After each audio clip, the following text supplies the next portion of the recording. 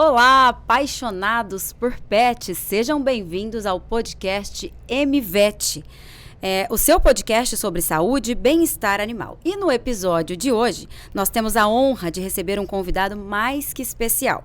Ele é médico veterinário, professor e uma referência quando o assunto é nutrição. Com vocês, nosso consultor e grande especialista, Ives Miceli. Seja muito bem-vindo, Ives. Suelen, bom dia, muito obrigado. Obrigado pelo convite da Matsuda. Sempre com muito carinho que a gente vem participar com vocês. E vamos lá, vamos bater um papo aí, vamos atualizar um pouco as informações. E para mim é sempre um prazer poder estar contribuindo. O prazer é nosso e vamos falar de um assunto muito importante, né? O alimento super premium. Então entenda o que faz a diferença na saúde do seu pet. A gente começa então com a seguinte pergunta, Ives. A gente ouve muito falar em ração super premium, né?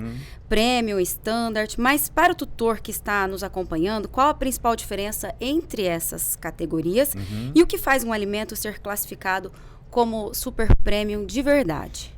Perfeito, Suelen. Bom, a questão de categoria de alimentos, ela vem de estudos que comprovam esses diferenciais, né? Então, quando você comentou sobre o standard e sobre o super premium, o que nós temos de pontos em comum? São alimentos industrializados que eles foram categorizados por motivos de classificação qualitativa. Então, se eu tenho um alimento que ele atende às necessidades das espécies, eu tenho que estudar como que ele se comporta nutricionalmente no organismo de uma determinada espécie animal. Então, nós estamos falando hoje aqui particularmente de cães e gatos, né? Que tem uma herança carnívora e que precisam ter nutrientes que sejam compatíveis com essa herança. Então, quando a gente analisa o que é um standard, do próprio nome, vem de um padrão. Ou seja, o standard ele é o padrão, é o básico que nós temos para seguir dentro dessa categoria de alimentos. O super premium ele vai para o lado mais complexo em termos de formulação, de ingredientes, e ele tem como objetivo principal os nutrientes. Não que os demais não tenham, mas ele vem numa seleção de ingredientes que tem base funcional, base que vai causar uma mudança mais significativa no organismo para o bem da saúde do animal, né? Então, se nós fizermos essa analogia, o mercado ele vem com 4 classificações básicas. O alimento standard, ou padrão, o alimento econômico, que é um ponto abaixo do standard, certo. O alimento premium e o super premium. Então, se nós colocarmos essas 4, o super premium ele está aqui no topo dessas categorias, o econômico na base e o standard fica aqui num ponto intermediário. Então, quando nós falamos em super premium, o que a gente pensa? A gente pensa nessa complexidade. Então, tudo que tem no standard, o super premium tem, mas tem algo mais para poder realmente focar na saúde do animal. A gente pode até falar assim, ali no super premium tem o máximo e o mínimo, né? Que o seu animal de estimação precisa. Exato. Tá certo. E falando em composição, Ives, que tipo de ingredientes a gente encontra em um alimento super premium que não é comum em outras categorias? E como esses ingredientes, como proteínas de alta qualidade ou prebióticos, eles impactam diretamente na saúde do pet? O que nós temos no super premium são estudos mais aprofundados de eficácia de um determinado ingrediente. Então, se nós pegarmos um exemplo, a polpa de beterraba. Qual que é a função da polpa de beterraba? Ela tem uma função de levar para esses alimentos a porção de fibra.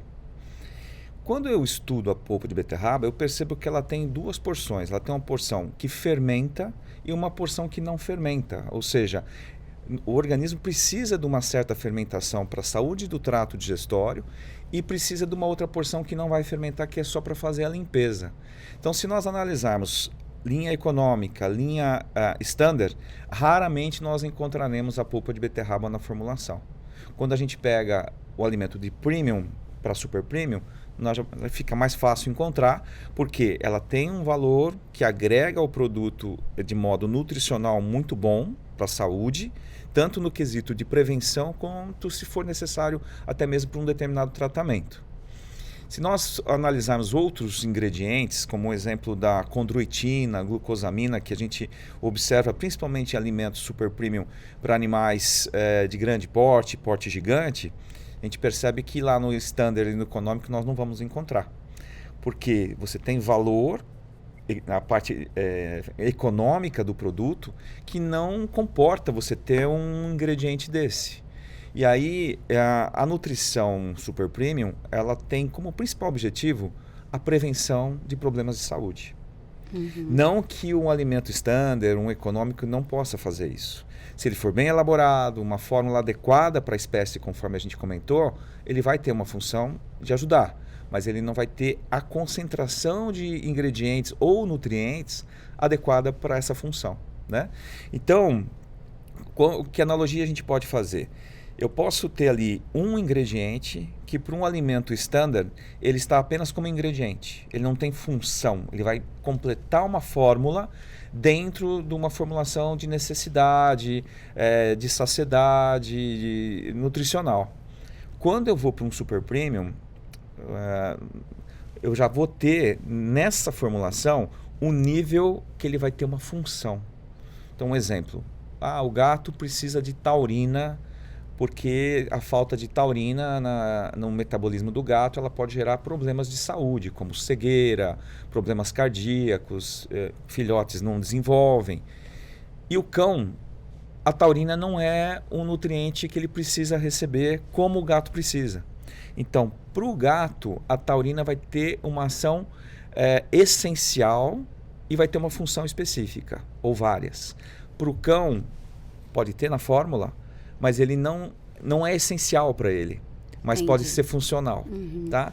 Então, assim, para ser mais claro, a taurina para o gato, ela previne problemas cardíacos. A taurina para um cão, dependendo do estado de saúde dele, ela pode prevenir problemas cardíacos. Sim, entendeu? entendi. Então, eu vou colocar uma dose de taurina que para um cão cardiopata pode ajudar na parte da função cardíaca. Tá? Então, são essas análises que nós fazemos que traz ingredientes que eu tenho que ter na composição desse ingrediente algo que vá satisfazer a saúde de modo preventivo ou de tratamento. Tá certo. E muitos tutores, eles se preocupam com problemas como queda de pelo, a digestão mais sensível ou a falta de energia. Um alimento super premium, ele pode realmente atuar como uma solução para essas questões ou até mesmo preveni-las, Ives? Ele pode, é o que nós comentamos, né? Então, dentro do estudo, quando a gente vai levantar o que vamos colocar na composição do determinado alimento, vamos lá, vamos direcionar um alimento para um cão jovem.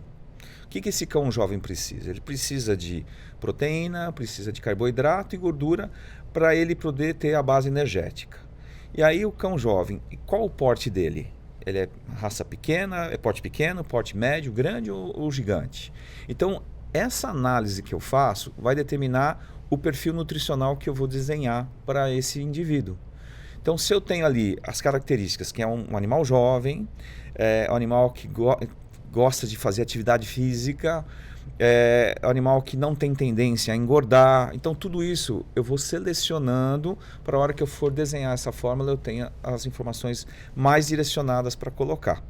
Por outro lado, não, é um animal sedentário, castrado, ele tem tendência a engordar, o desenho da minha fórmula já muda totalmente. Eu tenho que prevenir que esse animal não vai poder ganhar peso, além do que ele possa sustentar o corpo dele, porque se ele ganhar, ele vai ter problemas, pode ter problemas de estrutura, né, na parte anatômica mesmo, e acarretar N problemas futuros para esse indivíduo.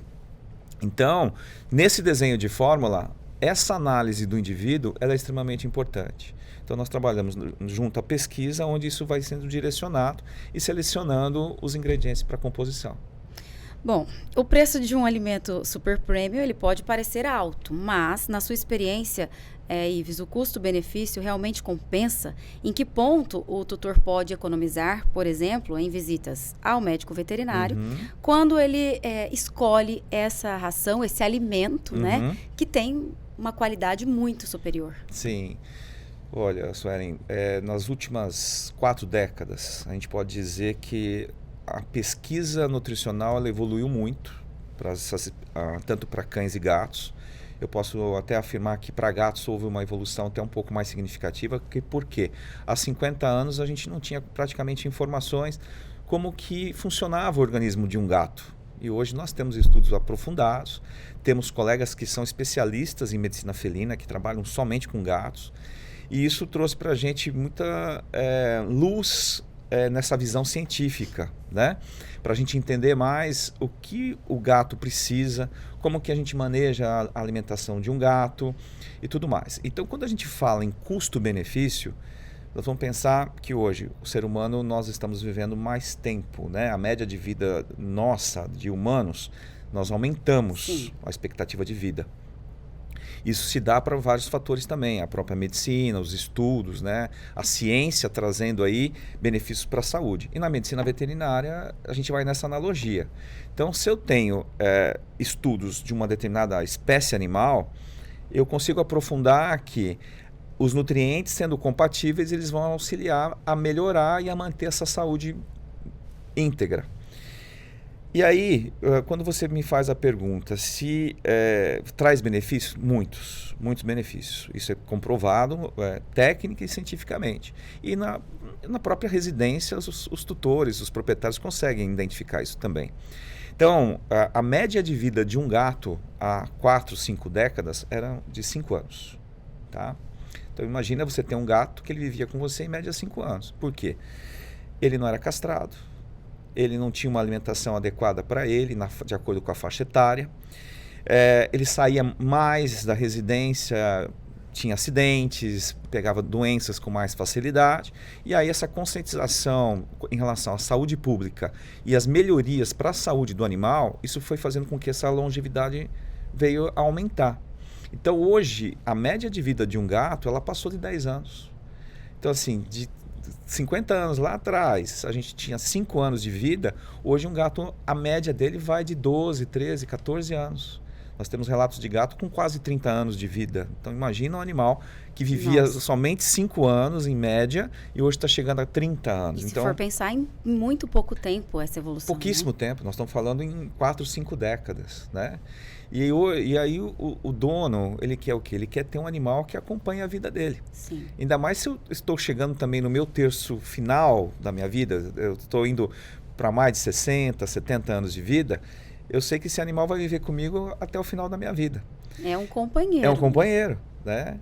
E muitas famílias hoje optam em ter animais de estimação, às vezes não têm filhos, né?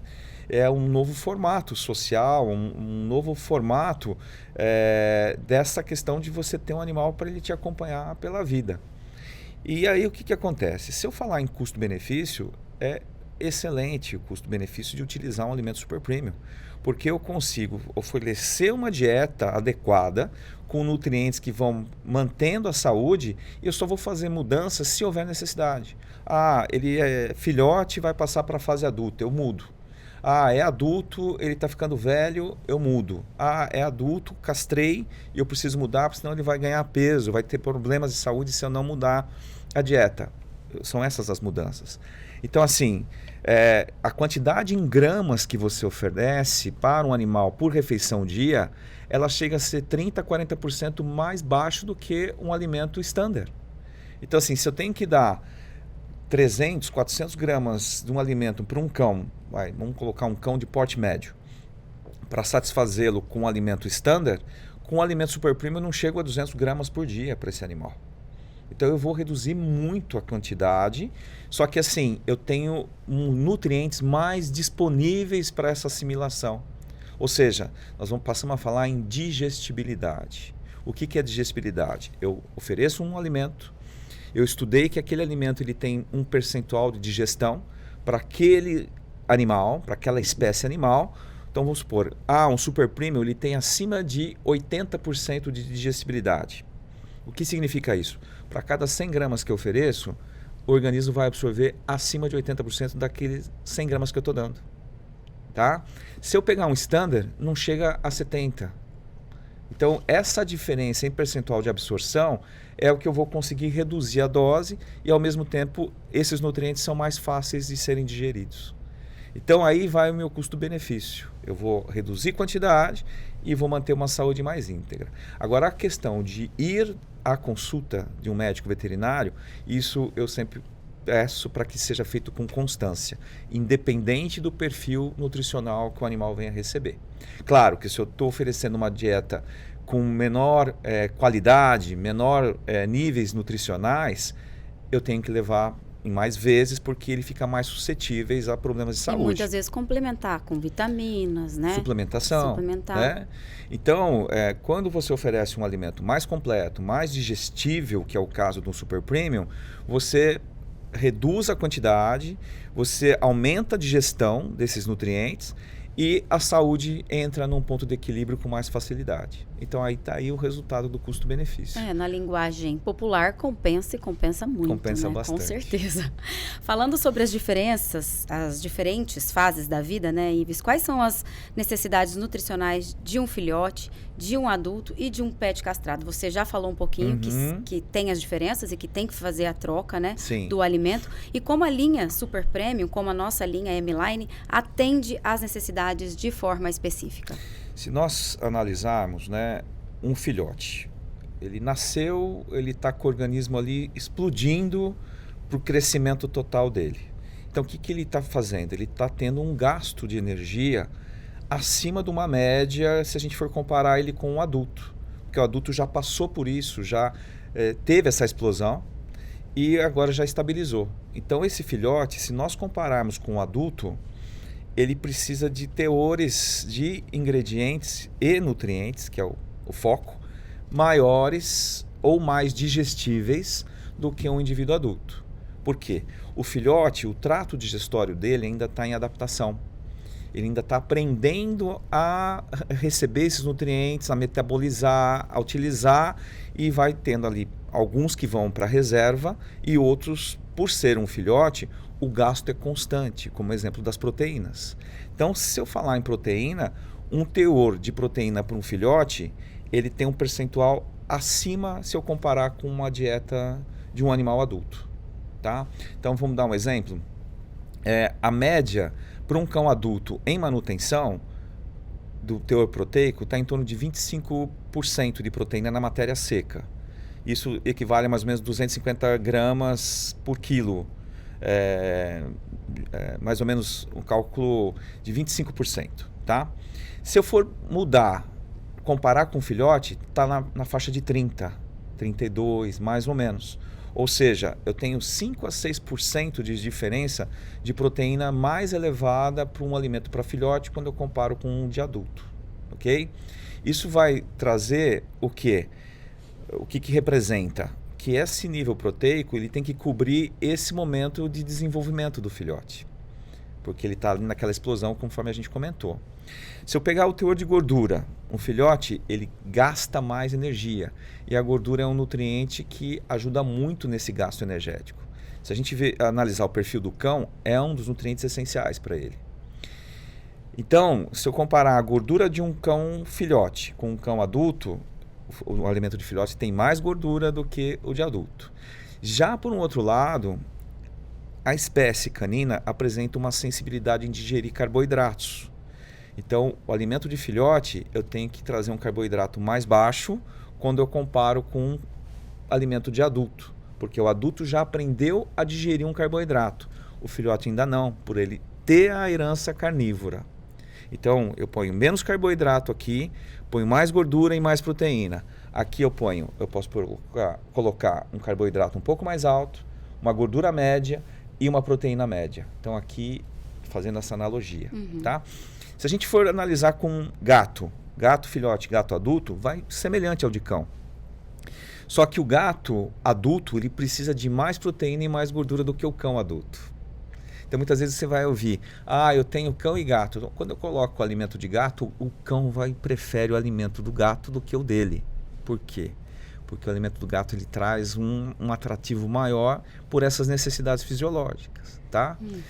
Já por um outro lado, se eu trouxer um indivíduo castrado, tanto cão quanto gato castrado, eu tenho que pensar que é um animal que ele perdeu uma porção hormonal que foi reduzida com o ato da castração. E isso faz com que ele venha a se movimentar menos, ele se torna mais tranquilo em comportamento.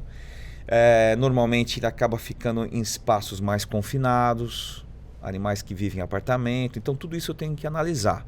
Qual o momento do animal e como é a vida, a rotina desse animal. E gato é assim, eu castro ele hoje. Se eu não fizer a mudança nutricional dele, pode ser que daqui 3 meses ele vai dobrar o peso dele.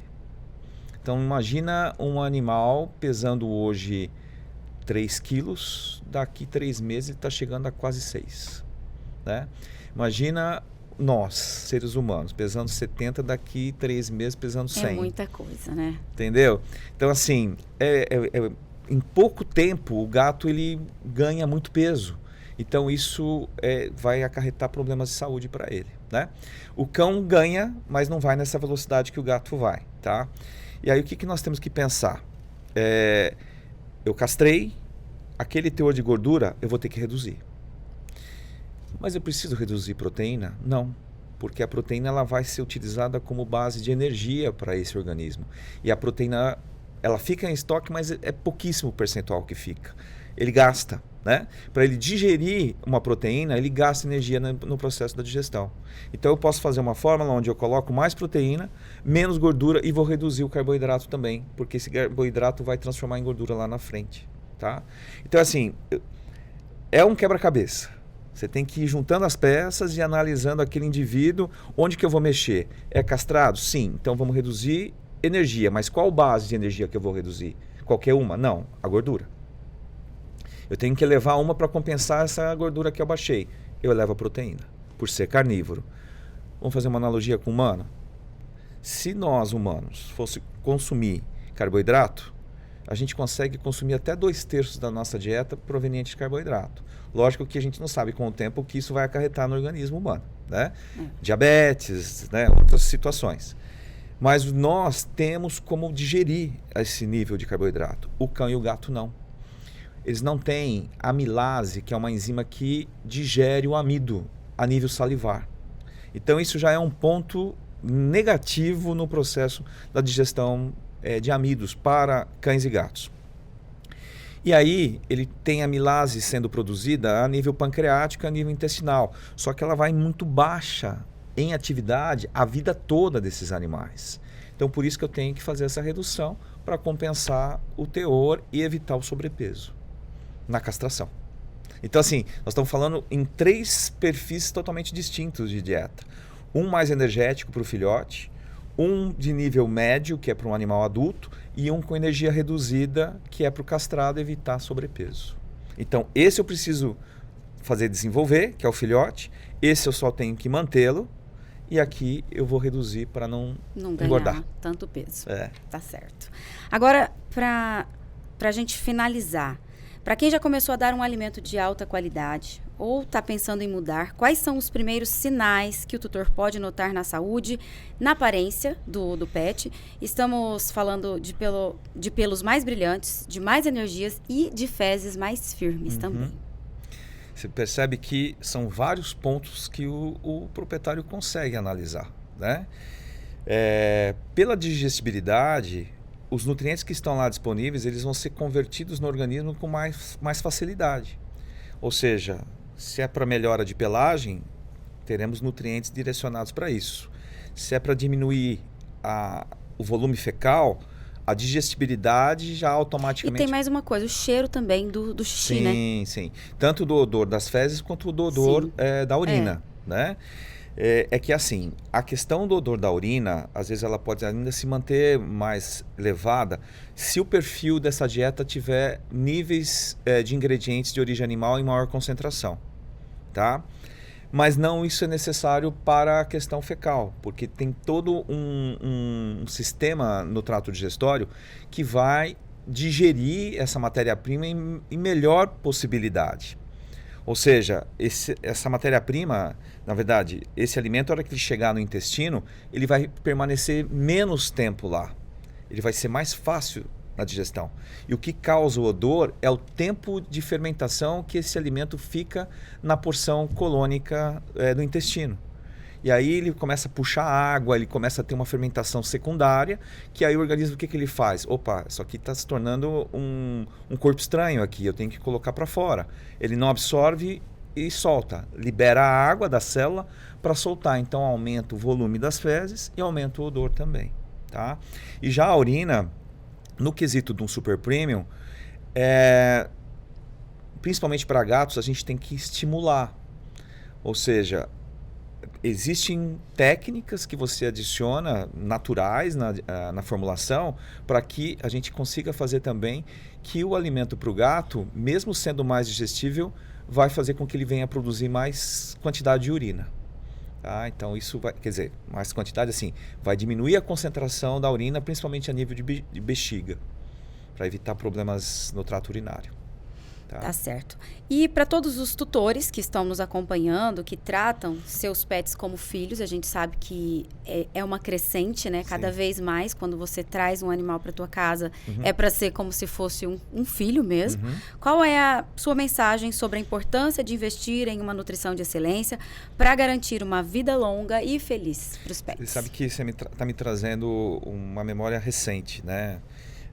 Eu estive no Conselho de São Paulo por mais de 10 anos. Eu estive como conselheiro no Conselho de Medicina Veterinária e estive como presidente da Comissão de Nutrição Animal por 10 anos e meio. Nós implantamos essa comissão em 2014 e eu entreguei a comissão agora em janeiro de 2025. E nós fizemos uma campanha pelo Conselho que nós denominamos de nutrição responsável, que é você trazer a responsabilidade para quem formula, para quem prescreve e para quem vai utilizar o produto para o animal. E aí, nesse sentido, quando a gente fala dessa responsabilidade, isso vai de encontro com o que você está comentando. Eu tenho que ter... o animal, ele se tornou praticamente um filho, se tornou um neto, se tornou um irmão dentro da residência. Ou seja, eu trouxe o animal que ele ficava lá no quintal, ele está hoje dormindo em cima da minha cama, né? Ele está comigo junto à mesa da minha refeição, ele faz viagens comigo para todos os lugares, viagens nacionais e internacionais. Ou seja, ele se tornou um ser social com maior intensidade. Só que eu tenho que tomar um certo cuidado, que esse animal ele tem uma herança no desenvolvimento dele que eu não posso deixar de olhar. Que ele é um carnívoro, que ele tem as necessidades específicas dele. Então, quando eu vou fazer uma fórmula, eu tenho que pensar no indivíduo. Eu não vou pensar nesse fator do que o dono quer. Nós fazemos o melhor para atender o que o dono quer. Só que eu tenho que pensar em primeiro lugar na saúde do animal. Então, quando eu olho para o animal, eu tenho que buscar uma fórmula para ele. Para a parte técnica e todo o desenvolvimento eu foco nele, no organismo dele, da necessidade dele. Essa questão social ela é importante, mas a gente fica numa linha tênue de um quadro até que pode se tornar patológico se a gente for analisar porque eu tenho tal refeição, eu quero dar essa mesma refeição para o animal. Cada um atua como prefere, eu não tenho nada contra quem é vegetariano, vegano, carnívoro, onívoro, nada. Só que assim, vamos respeitar o animal. Se ele tem uma essência carnívora, eu tenho que fornecer para ele nutrientes que vão ser compatíveis com essa essência. Senão ele vai perder saúde. Eu posso tentar fazer o melhor com tudo isso que eu quero, só que se eu não atender isso, ele vai ter menos tempo de vida ao meu lado. Né? Então eu tenho que ser responsável por ele. Eu sou responsável por ele, porque eu resolvi ter esse animal comigo. Ou eu comprei, ou eu adotei, ou eu ganhei, não importa. Eu tenho que respeitar. Então assim, vamos respeitar a sua vontade, você tem aí os seus hábitos nutricionais, mas vamos respeitar os hábitos nutricionais do indivíduo e da espécie que ele representa.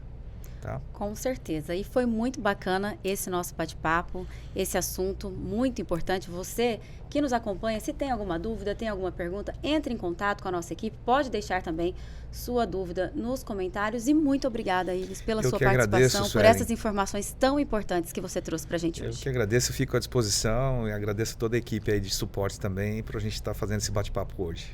Tá certo, Obrigado. Então. Obrigada pela sua companhia. Até a próxima, que seja breve. Sim. E até a próxima. Um grande abraço e nós estamos aqui à sua disposição. Um abraço a todos. Muito obrigado, Matsuda, também.